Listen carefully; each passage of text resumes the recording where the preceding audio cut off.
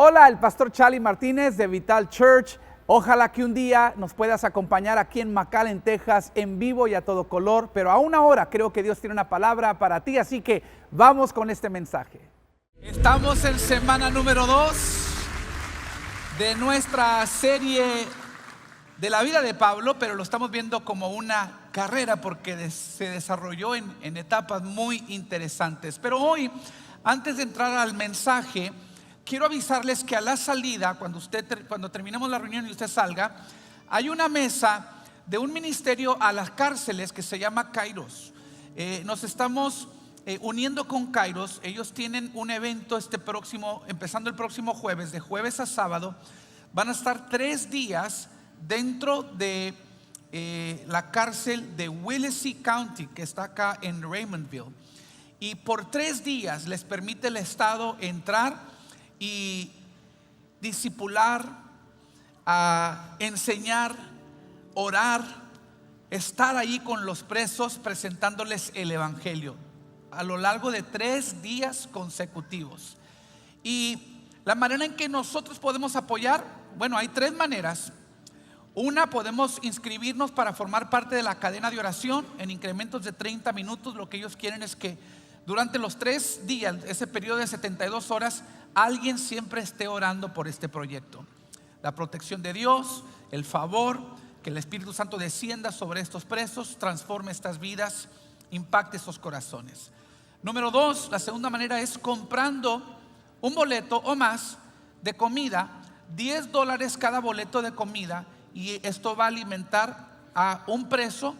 Obviamente hay varias comidas durante los 3 días, pero usted puede participar directamente comprando un boleto, 10 boletos, lo que usted quiera. Y número 3, las hermanas que les gusta cocinar, las que puedan y las que quieran hacer galletas. Ellos tienen un proyecto que utilizan galletas y con esto estimulan, incentivan a los presos. Y usted puede a la salida pasar ahí por la mesa y aportar, ya sea inscribiéndose a la oración, dando alguna ofrenda para las comidas o llevándose los detalles para poder hacer llegar esas galletas. Démosle un aplauso al Señor por la vida, por el ministerio de Kairos Prison Ministry, y vamos a estar orando que el Señor bendiga este gran esfuerzo. Bien, estamos hablando de Pablo, una de las figuras más grandes de toda la Biblia, misionero, teólogo, apóstol y también un gran aficionado de los deportes. Se inspiraba mucho en los atletas de su época, que dedicaban toda la vida a entrenar para los Juegos Olímpicos y otras competiciones. Y bueno, su propia vida, la de Pablo, su ministerio se desarrolló como una carrera. Entonces en esta serie estamos corriendo con él, viendo los obstáculos que tuvo que superar, los sacrificios que hizo en el camino, la línea de meta en la que fijó sus ojos, y estamos extrayendo sabiduría, inspiración de su vida para nuestra propia carrera de fe. La semana pasada pudimos ver esa conversión radical de Saulo, ahora Pablo. Fue el mayor perseguidor del cristianismo. De hecho, se dirigía a una ciudad llamada Damasco con órdenes de arresto, pero en el camino tuvo un encuentro glorioso y personal con Cristo que transformó su vida. Y la semana pasada nos fuimos con una gran esperanza, sabiendo que cada santo tiene un pasado y cada pecador tiene un futuro, ¿sí o no? Eso es verdad. Y Pablo se convertiría en el predicador más grande de todo el mundo. Pero antes de eso vino una etapa muy importante, que es el tema que quiero desarrollar el día de hoy. Le he titulado Entrenando en el desierto. Entrenando en el desierto. Vamos a Hechos 9:20. Saulo, pausa, voy a usar Saulo y Pablo, a veces los intercambio, pero es el mismo. Saulo se quedó unos días con los creyentes en Damasco y enseguida comenzó a predicar acerca de Jesús en las sinagogas, diciendo: Él es verdaderamente el Hijo de Dios. Todos los que lo oían quedaban asombrados. ¿No es este el mismo hombre que causó tantos estragos entre los seguidores de Jesús en Jerusalén?, se preguntaban. Y no llegó aquí para arrestarlos y llevarlos encadenados ante los sacerdotes principales. Mira lo que está pasando. Pablo, en ese momento, había sido transformado y rápidamente comenzó a predicar de ese encuentro con Jesús. No perdió ni un momento. Su celo era genuino, su unción era real. Él había visto al Jesús resucitado y eso había encendido una llama dentro de él. Él no podía esperar llevar el mensaje del evangelio a las multitudes, pero no todos estaban muy listos para recibirlo. Las personas se quedaban asombradas, lo escuchaban predicando y no cuestionaban su pasión, pero sí su credibilidad. Todavía lo asociaban, muchos de ellos, con la muerte de Esteban, el primer mártir del cristianismo. Para ellos Pablo era el mismo hombre que hace unos días venía sacando a los creyentes de sus hogares, arrastrándolos, llevándolos a la cárcel. Esta transformación fue demasiado repentina, demasiado impactante, y aunque el cielo ya había aprobado a Saulo, los humanos en la tierra todavía no del todo. Y esta es una imagen de la tensión que uno vive cuando siente que Dios lo ha dotado, que Dios lo ha llamado, que Dios lo ha ungido, pero aún no lo ha asignado. ¿Alguna vez has estado allí? Sientes que dentro de ti hay un propósito divino, pero el mundo no está listo para ese propósito. Sientes el fuego del destino, pero las puertas de la oportunidad siguen cerradas. Estás seguro de tu llamado, pero no tan seguro del momento. Si ese eres tú, ese mensaje es para ti. Pablo tuvo que aprender lo que muchos de nosotros también tenemos que aprender, que el propósito no se salta el proceso. El propósito no se salta el proceso. Dios había tocado la vida de Pablo, pero ahora tenía que entrenarlo para su llamado. El llamado llegó en camino a Damasco, pero su credibilidad ante la gente se iba a construir durante 3 años de silencio en Arabia. Y aquí está la parte curiosa. Lucas, el escritor del libro de los Hechos, ni siquiera menciona el desierto, ni siquiera menciona esta temporada en Arabia. De hecho, sucede después del versículo 21 que acabamos de leer. Pero nosotros sabemos acerca de los años de Arabia de Pablo, porque Pablo mismo más tarde lo mencionó. Un solo versículo escondido en Gálatas, de hecho lo voy a llevar allí, Gálatas 1:17. Me fui a la región de Arabia y después regresé a la ciudad de Damasco. 3 años más tarde fui a Jerusalén para conocer a Pedro y me quedé 15 días con él. Y vamos a volver a ese pasaje en un momento, pero ¿no se parece tanto a nosotros Lucas al saltar este periodo de tiempo? A nosotros también nos gusta movernos rápido. Nos encanta la aventura, nos encantan los momentos virales, pero tendemos a omitir el proceso que Dios usa para construir el carácter necesario para el llamado. No sabemos exactamente a dónde fue Saulo en Arabia, pero la mayoría de Arabia era un vasto y solitario desierto. Pero el dónde no importa tanto como el por qué. ¿Por qué lo mandó Dios al desierto? Porque en el desierto no había multitudes. De hecho, no escribió ni una sola carta, no escribió ni un libro Pablo en el desierto. Probablemente no predicó un solo sermón ni fue testigo de un milagro. Durante 3 largos años, solo silencio. Pero ese silencio lo estaba moldeando a Pablo. Arabia fue el entrenamiento del desierto donde Saulo el fariseo fue despojado y Pablo el siervo fue construido. Y hoy quiero hablarte de al menos 4 razones por las que el entrenamiento en el desierto es necesario en nuestras vidas también. 4 formas en que Dios usa las temporadas silenciosas para dar forma a llamados impactantes. Número 1, Dios quiere en el desierto darnos revelación. Diga conmigo, revelación. Vamos a Gálatas 1, volvemos ahí al versículo 11. Vamos a ver la descripción de lo que Dios hizo en Pablo durante esos 3 años. Amados hermanos, dice él, quiero que entiendan que el mensaje del evangelio que predico no se basa en un simple razonamiento humano. No recibí el mensaje de ninguna fuente humana, ni nadie me lo enseñó. En cambio, lo recibí por revelación directa de Jesucristo. Mire, Pablo no fue discipulado por literatura, por libros, por comentarios bíblicos, ni por apóstoles del tiempo. Dios lo llevó al desierto para que Jesús se le revelara personalmente, y él recibió su enseñanza, su teología directamente de Jesucristo. Esto es muy importante porque antes de Arabia, Pablo era una máquina religiosa. Le había enseñado Gamaliel, el rabino más prolífico de ese tiempo. Tenía memorizado el Torá, los primeros 5 libros de la Biblia, lo que nosotros conocemos como el Pentateuco. Era como el libro de reglas para el pueblo de Israel. Les enseñaba cómo vivir a la manera de Dios. Pero aquí está el problema. Saulo conocía la ley, pero no conocía al Señor. Conocía las escrituras, pero no conocía al autor. Esto es lo que Pablo y la nación judía pasaron por alto. El Torá no estaba destinado a señalar a las personas a la religión, sino a Cristo. La ley le mostraba a la humanidad cómo es la santidad, pero no pudo hacernos santos. Los sacrificios en el Antiguo Testamento cubrían el pecado temporalmente, pero no lo podían limpiar permanentemente.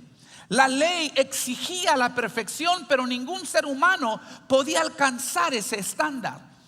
Por eso Santiago, el medio hermano de Jesús, luego escribe en el capítulo 2, versículo 10 de esa epístola: pues el que obedece todas las leyes de Dios, menos una, es tan culpable como el que las desobedece todas. ¡Wow! Escucha esto. Ese versículo es malas noticias para las personas buenas y buenas noticias para las personas malas. Es una mala noticia para los buenos porque destruye la ilusión de que puedes ganarte tu entrada al cielo. Dice Santiago: tú puedes obedecer 99 mandamientos de 100 y es como fallar por completo. Tú puedes ser moral, religioso, generoso, puedes hasta amar a tu suegra y aún así estar perdido. Es como una cadena, ¿sí? Si rompes un solo eslabón, se descompone toda la cadena. Es lo que dice Santiago. Ser casi perfecto no es suficiente. Entonces esta es una mala noticia para los buenos, pero es una buena noticia para los malos. Para aquellos que alguna vez han sentido que se han equivocado demasiado. Si tu pasado está medio desordenado, si tu récord está roto, si tu conciencia está cargada, entonces este versículo se voltea y se convierte en una buena noticia para ti, porque significa que no entras al reino de los cielos por rendimiento, entras por los méritos de Jesús. Santiago 2:10 nivela el campo de juego para todos. La ley establece el estándar, pero es un estándar que solo Jesús puede cumplir. Por eso Jesús dijo de sí mismo, Mateo 5:17: no malinterpreten la razón por la cual he venido. No vine para abolir la ley de Moisés o los escritos de los profetas. Al contrario, vine para cumplir sus propósitos. O sea, vine para cumplir el estándar de perfección que establece la ley y que a la misma vez ninguno de ustedes puede alcanzar. Esa es la revelación que Saulo estaba recibiendo al entrenar en el desierto con Dios. Finalmente estaba entendiendo que la misma ley por la que venía luchando se había cumplido en aquel contra quien venía luchando. En el desierto, Pablo no solo estaba aprendiendo acerca de Jesús, estaba recibiendo directamente de Jesús. Te digo esto porque tal vez tú estés en una temporada de desierto, y no es porque Dios te haya olvidado, más bien es porque te está formando. Arabia no era un castigo para Pablo, era preparación. Él no estaba fuera del camino, estaba en entrenamiento. A veces Dios te aleja de la multitud para poder depositar en ti en privado. En el desierto Dios revela cosas que no puedes escuchar cuando estás rodeado del ruido. Entonces puede que no tengas la plataforma, pero tienes su presencia. Quizás no estás viendo progreso, pero estás obteniendo perspectiva. Esta temporada del desierto nunca se desperdicia. Es donde la revelación se convierte en un fundamento. ¿Fundamento para qué? Para un nuevo nivel de fe en el futuro. Un nuevo fundamento que Dios quiere establecer para que veas la gloria de Dios. ¿Alguien puede decir amén? Entonces el desierto sirve para la revelación. Número 2, sirve para la reconstrucción. Reconstrucción. Seguimos leyendo. Pablo a los Gálatas dice en capítulo 1 versículo 13: ustedes saben cómo me comportaba cuando pertenecía a la religión judía y cómo perseguí con violencia a la iglesia de Dios. Hice todo lo posible por destruirla.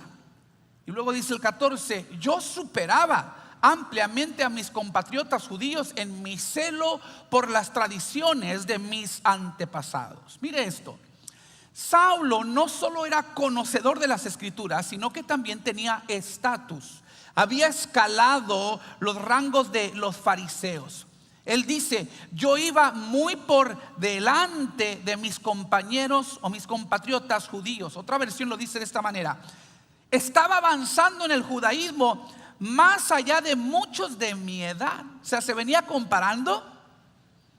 Y él solo decía, o sea, la traducción de ese mensaje es: yo estaba en la cima de mi clase, de mis compañeros, colegas, compatriotas. Yo era el más elevado. Y ese estatus le daba un acceso a Saulo que no todos tenían.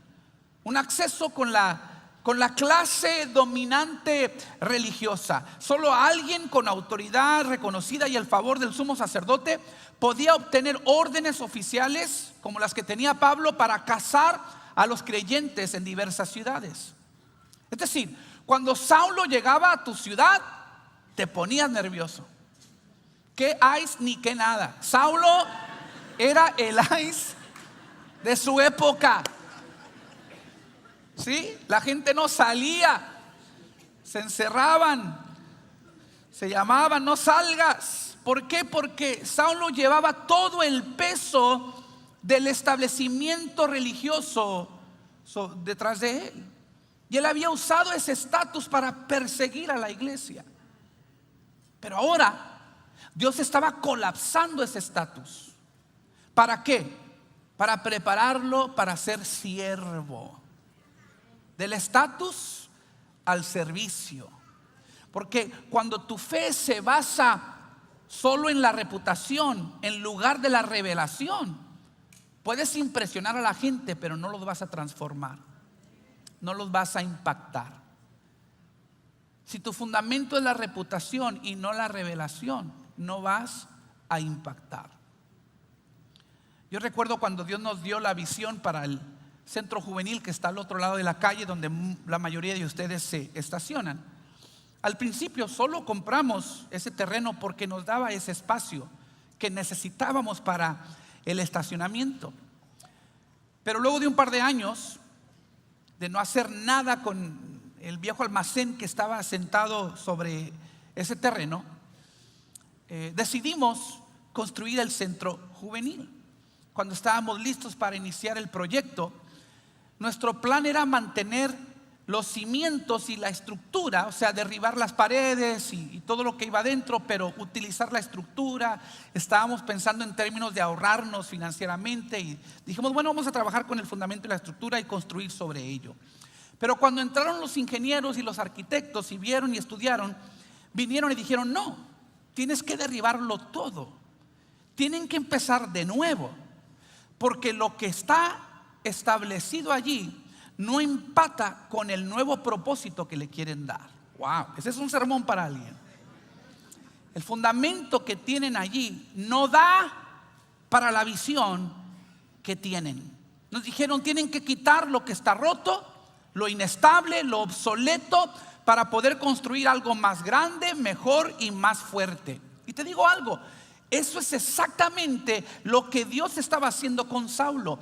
Estaba derribando el fundamento de la religión porque no empataba para el ministerio de gracia y gran gloria que Dios tenía para él. Tenía que reconstruir una vida ahora sobre el fundamento de la gracia, no la religión. Dice el versículo 15: pero aún antes de que yo naciera, Pablo dice, Dios me eligió y me llamó por su gracia maravillosa. Esto es muy poderoso, iglesia, porque recuerde que el versículo anterior, él está describiendo su antiguo fundamento. Él dice, yo estaba avanzando en el judaísmo más allá que muchos otros de mi edad. O sea, yo me estaba comparando con otros. Eso era lo que me motivaba. Y yo era demasiado celoso, dice Pablo, de las tradiciones de mis padres. O sea, el fundamento de Saulo se basaba en el rendimiento, avanzar en el judaísmo. Se basaba en la comparación, más allá de muchos de mi edad. Estaba arraigado en la tradición, las tradiciones de sus padres. Porque eso es lo que hace la religión, siempre. Te convierte en el constructor.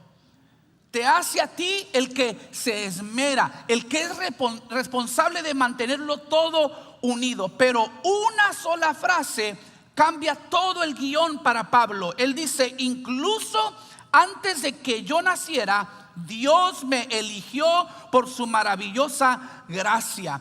Pablo se da cuenta que antes de su nacimiento, antes de actuar, antes de orar, antes de predicar, antes de escribir libros, antes de comprobarse a sí mismo, Dios ya lo había elegido. Eso se llama gracia. Te digo algo. La religión hace que el hombre busque a Dios, pero en la gracia Dios te busca a ti. Él sabe que el estándar es muy elevado, lo sabe porque Él puso el estándar. Y Él dijo, tú tratas de alcanzarme, pero no lo vas a lograr. Entonces yo voy a enviar a mi Hijo, Jesús encarnado, es Dios el Padre, acercándose a nosotros, porque Él sabe que nosotros no podemos llegar a Él. Entonces Emmanuel, Dios con nosotros. Por eso Saulo continúa diciendo, Dios me eligió y me llamó con su maravillosa gracia. Está señalando el llamado de Dios, no la escalada del hombre. En el viejo sistema, Saulo estaba subiendo la escalera del éxito espiritual, pero en este nuevo fundamento, el llamado venía desde arriba. No es yo llegar, es que el cielo me está llamando a mí. En la religión te ganas la posición, en la gracia recibes tu llamado.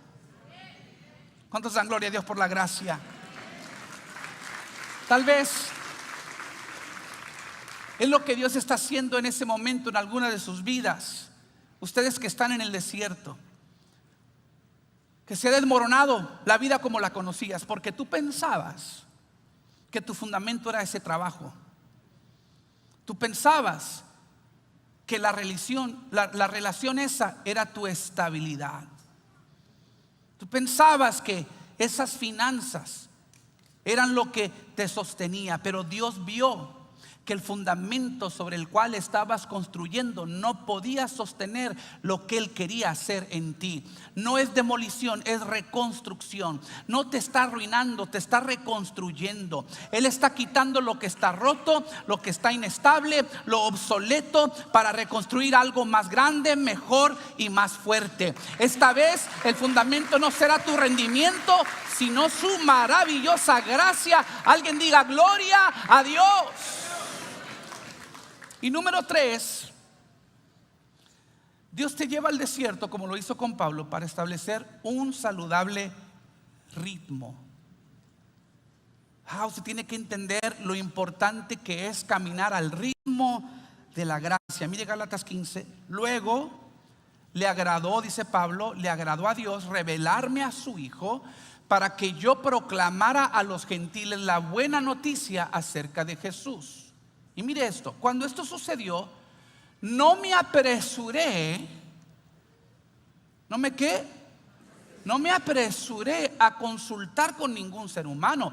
Tampoco subí a Jerusalén para pedir consejo de los que eran apóstoles antes que yo. En cambio, me fui a la región de Arabia y después regresé a la ciudad de Damasco. Esto es totalmente opuesto al Saulo de antes. Aquel Saulo vivía apresurado. Aquel Saulo iba de ciudad en ciudad buscando a los apóstoles, buscando a los creyentes para encarcelarlos. Pero ahora tiene un nuevo ritmo. Dice: no ando deprisa. Ahora no me ando comparando con los apóstoles que vinieron antes que yo. Antes me comparaba con los fariseos antes que yo. Y ahora de cristiano uno piensa se va a comparar con los demás, pero no, Dios le había quitado eso. Cuando ya regresó a la carrera un hombre diferente. Y yo estoy aquí para decirle a alguien que el desierto tuyo tampoco es para siempre. Cuando sea el momento adecuado, Dios te va a mover del aislamiento a la influencia. Volverás a la carrera, pero habiendo encontrado un nuevo ritmo, un ritmo saludable. Es lo que notamos en el texto. Ya no tiene la prisa de antes. Ya no está buscando la aprobación del hombre. Ya no está tentado a la comparación.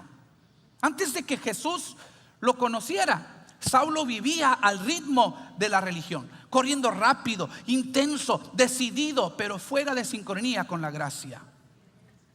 Pero en Arabia aprendió a pasar de ese ritmo de la religión al ritmo de la gracia. Se los ilustro así. Había un tiempo en que me dedicaba mucho yo a correr.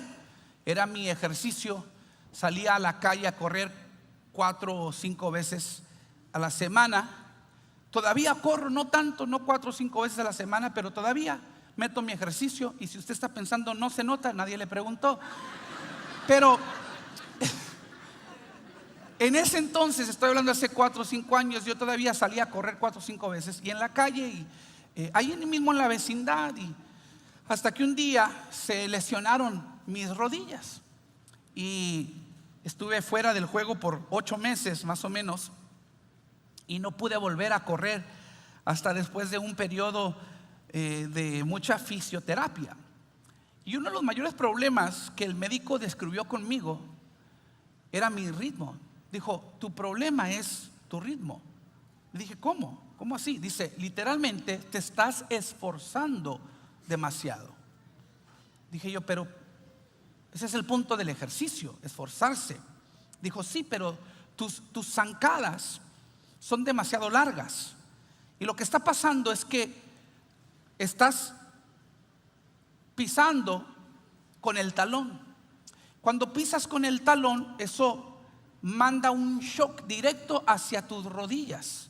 Y cuando lo haces tan repetidamente, 4 o 5 veces a la semana, 2, 3, 4 millas a la vez, dice, con el tiempo tus rodillas quedan lesionadas y por eso estás como estás. Entonces él dijo: en esta fisioterapia nos vamos a dedicar a abreviar tus zancadas, que sean más cortas, que tengas un buen ritmo.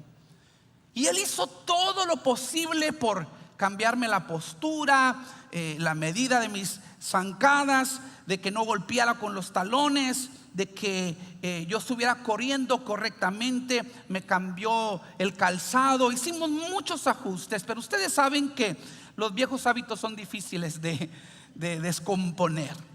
Entonces estudiaba mi carrera, mi ritmo, mi andar, mi postura, todo, y tomaba notas. Y él como que estaba frustrado, hasta que un día entré a la terapia y yo lo vi en su semblante, como que había recibido una revelación del cielo. Y me dijo: señor Martínez, lo he estado esperando, creo que tengo la solución a su problema. Dije: ok, ¿qué vamos a hacer? Dice: te vas a subir a esta cinta de correr. Y me entregó un aparatito así con audífonos. Y me dijo: ponte estos. Y cuando yo me pongo los audífonos, yo escuchaba un ritmo así más o menos. Y le dije: ¿qué es esto? Me dice: es un metrónomo. Ahora, sé un poquito de música y los que son músicos saben lo que es un metrónomo. El metrónomo te marca el compás, ¿sí? Y me dijo: lo que quiero que hagas es que pises al ritmo del compás. Que cada vez que escuches el compás, ahí es donde estés pisando, ¿sí? Y mi ritmo es 120 latidos por minuto. Y esto me cambió la vida, hermanos. O sea, yo ya lo tengo. Ponme el compás y vas a ver que estoy más o menos allí. ¿Sí lo tienen ahí? ¿Ve? Ya me lo sé el ritmo. Esto me cambió la vida. Es más, me metí al YouTube y busqué música de workout, 120 latidos por minuto. Y había un genio que se le ocurrió. Y había toda una lista de música al compás de 120 latidos por minuto. Había de 125, de 130, de 115, porque todos tienen un ritmo diferente. Pero el mío era 120 latidos por minuto. Y esto me revolucionó la vida. ¿Sabe por qué? Porque si yo simplemente seguía el ritmo y alineaba mis pasos con el compás, se arreglaba mi postura, se arreglaban mis zancadas, la manera en que yo pisaba. Ya no tenía que preocuparme si estaba pisando de la manera correcta, si estaba golpeando los talones, si la postura era la correcta. Seguir el ritmo arregló todo automáticamente para mí. ¿Por qué te cuento esto? Déjame decirte que Saulo necesitaba esa revelación de Jesús y esa fe reconstruida, porque no hay nada más liberador en tu carrera, no hay nada que más te revolucione la vida que correr al ritmo de la gracia. Mira, la religión es como yo corría, con grandes zancadas. Y yo corría en la calle. Entonces pasaba la gente y seguramente yo impresionando con mis zancadas largotas. ¡Wow! Mira la velocidad de ese tipo. Pero ¿sabes qué? Impresionaba y me estaba dañando a la vez. No era sostenible mi ritmo. Y tuvo que venir alguien a decirme: si quieres correr y si quieres llegar a viejo, no vas a correr para impresionar, vas a correr para perdurar. Hay una gran diferencia. ¿Estás conmigo? Déjame decirte algo sobre nuestra carrera en Jesús. No es un sprint, es un maratón de toda la vida. Y te digo otra cosa: no es ni una carrera por la victoria. No corremos para ganar. Pastor, ¿qué está diciendo? Se lo digo otra vez: no corremos para ganar. Nosotros corremos para terminar, porque ganadores ya somos. Lo vuelvo a decir: ganadores ya somos. No es una carrera por la victoria, es una carrera desde la victoria. Hace un par de semanas tuve una charla con mi hijo, el de 11 años. Esa charla que tienen que tener siempre los padres cuando le enseñan a los niños cómo es que nacen los bebés y de la manera bíblica. Yo tengo un libro que se llama La Charla, de hecho la recomiendo para todos los papás que tengan niños pequeños. Y usted me dice: ¿a los 11 años? Sí, a los 11 años, porque a veces en el afán de no decir demasiado temprano, decimos muy poco demasiado tarde, ¿sí?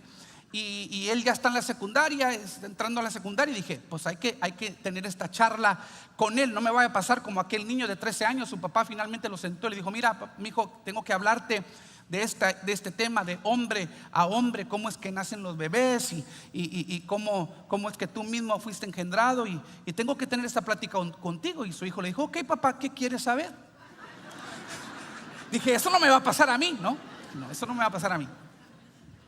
Estoy platicando con mi niño, y a la vez tienen ustedes que entender que últimamente él ha tenido un poquito de lucha con su autoestima, porque se compara mucho con su hermano mayor.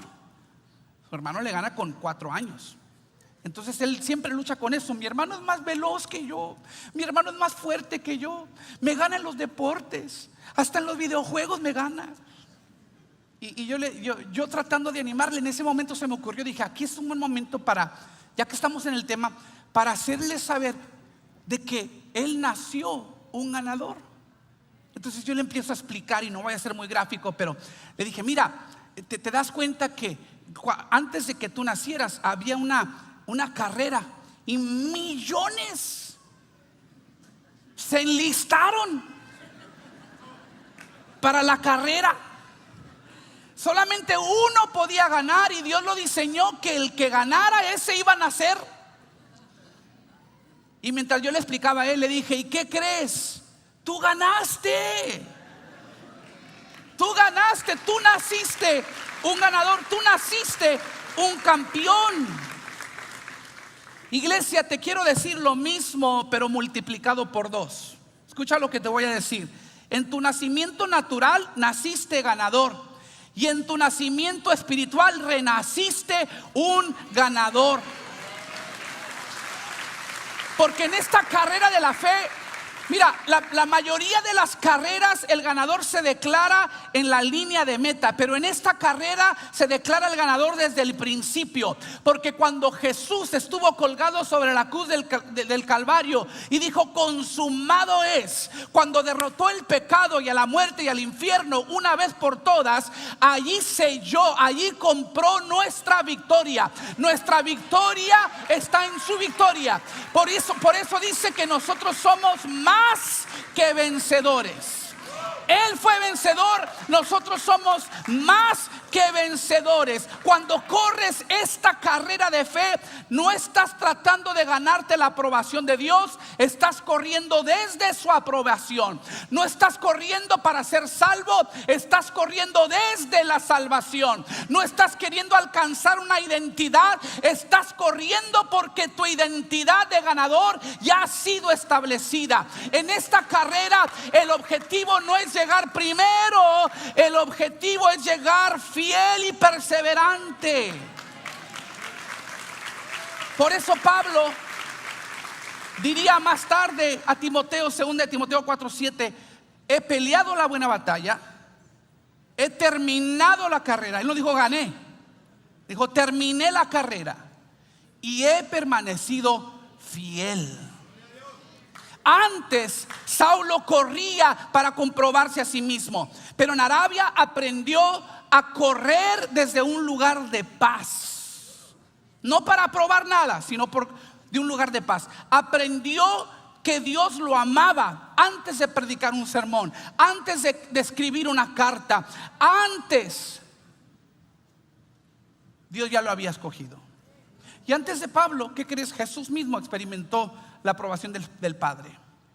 Cuando fue bautizado, dice Mateo 3:16, que cuando Jesús subió del agua, se abrieron los cielos y vio el Espíritu de Dios que descendía como paloma, se posaba sobre él, y una voz del cielo dijo: este es mi Hijo amado, que me da gran alegría. También en la vida de Jesús fue antes de cualquier milagro, de cualquier sermón, de cualquier señal. Si Cristo fue amado antes de rendir, si Pablo fue amado antes de actuar, tú también. Lo diré de nuevo: el entrenamiento en el desierto no es para siempre. Pero no trates de graduarte de una temporada de la que Dios todavía no te ha soltado. En lugar de decir: Señor, sácame de aquí, dile: Señor, en esa temporada saca de mí todo lo que no pertenece. Dios solo te está enseñando cómo correr de nuevo, para que al regresar a tu carrera ya no llegues con presión, sino con paz. Ya no llegues con esfuerzo, sino con gracia. Jesús ya ganó, la cruz ya lo resolvió, la resurrección ya lo selló. El objetivo no es ganar, el objetivo es correr y terminar, pero al ritmo de la gracia. 3 años de silencio y de repente Pablo estaba listo. Y hoy podría ser ese momento para ti. Has estado esperando, preguntándote, entrenando en la oscuridad, en la anonimidad, pero el Espíritu hoy te está diciendo: es hora. Has estado en el desierto el tiempo suficiente. Es hora de entrar en tu llamado, es hora de entrar en tu bendición. Deja que Dios convierta tu temporada de silencio en tu temporada de mayor poder, para que vuelvas a la carrera y veas la gloria del Señor y obtengas la victoria y puedas perseverar hasta el final. Si recibes esta palabra, dale 15 segundos de tu mejor alabanza. Vamos, dáselo al Señor en este momento. Sí, Señor, alabamos y glorificamos tu nombre. Yo te voy a invitar al altar mientras que el grupo de alabanza nos ministra. Aquí hay un grupo de oración también que quiere imponer manos sobre tu vida. Este llamado es para aquellos que han estado en el desierto y sienten que hoy Dios les ha hablado y que ha hecho andar un giro que va a cambiar y revolucionar tu vida, donde vas a tener un nuevo ritmo, donde ya no te vas a afanar ni te vas a agotar queriendo alcanzar lo que Él te da libremente. La satisfacción que buscas, la paz que buscas, la felicidad que buscas, la encuentras solo en Jesús. Fuera de Él será una carrera interminable sin resultados. Pero hoy tú puedes venir a Él y encontrarlo todo lo que tú necesitas. Y al encontrarlo a Él, al encontrar su Espíritu, encuentras también el poder, la unción y la sabiduría que tú necesitas para correr en la fe, con propósito, con resultados. ¿Por qué? Porque desde el inicio su maravillosa gracia nos encontró y nos llamó. Así que yo quiero abrir el altar. Vente, acá te espero. Acá vamos a orar por ti. Vamos a glorificar el nombre del Señor con nuestro grupo de alabanza.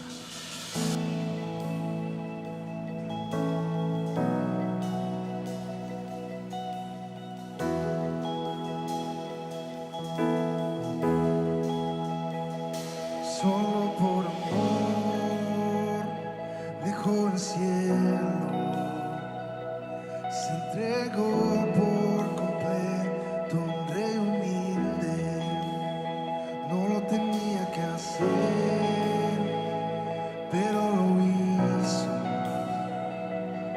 ofreció su cuerpo y derramó su sangre. Es el rey en su trono. ¿Quién es el rey en su trono? ¿Quién es el rey en su trono? ¿Quién es el rey en su trono?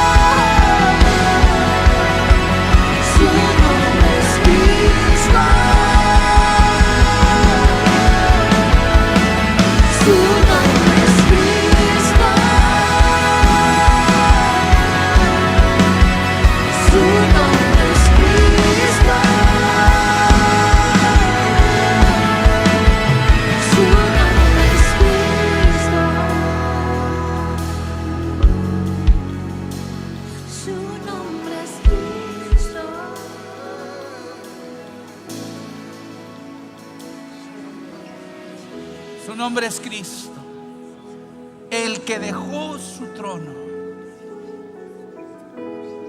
¿Cómo no bajarnos del nuestro si nuestro Señor y Salvador dejó el suyo? ¿Cómo no abrazar esta temporada del desierto? Que repito, no es demolición, es reconstrucción. Dios está haciendo algo, Dios está preparando algo. No tienes el panorama completo, quizás no lo puedes entender en este mismo momento, pero si Dios es bueno, puedes tener la seguridad de que algo Dios está haciendo. Que los que amamos a Dios y somos llamados conforme a su propósito, todas las cosas nos ayudan a bien. Si tú estás aquí y has estado agotándote buscando paz, felicidad, significado, eso solo Dios te lo puede dar. Deja de esmerarte y recibe de su gracia lo que solo Él te puede dar. Y de aquí en fuera vas a correr al ritmo de esa gracia. Y Dios te va a sostener. Y vas a perseverar hasta el final. Y vas a ver la gloria del Señor. ¿Lo crees? Si estás aquí y lo quieres recibir, di esta oración conmigo. Dile: Señor Jesús, te entrego mi vida y mi corazón. Me arrepiento de mis pecados y te pido perdón. Te confieso mi Señor y mi Salvador, y me dedico a servirte. Espíritu Santo, sé tú mi guía.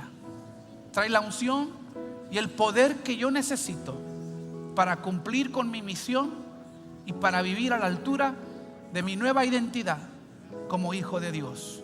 Abrazo la gracia y el perdón.